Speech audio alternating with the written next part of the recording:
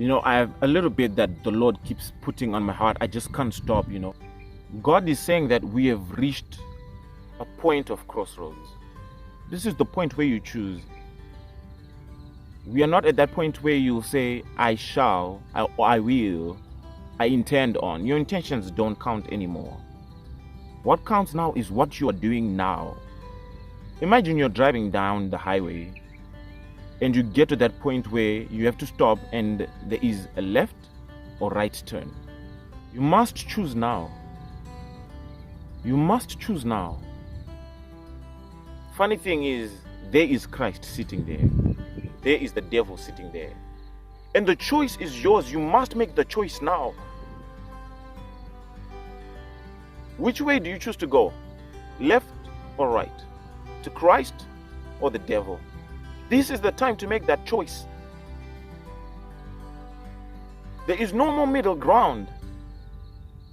Especially to you, the Christian who is doing worldly things, who is doing carnal things. There is no more middle ground. If you know Christ, do the things of Christ. Make a decision. It is either you're going towards Christ or you're going to the devil. There is no more one leg in, one leg out. Paul said, it is better to be cold than to be lukewarm. He said, God cannot deal. He despises the man that is lukewarm. Choose a side now. Turn left or right.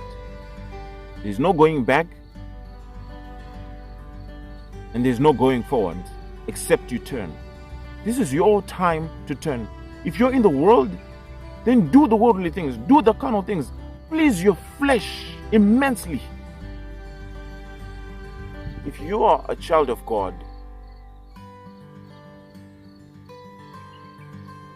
then this is the time to praise Him with everything that you have.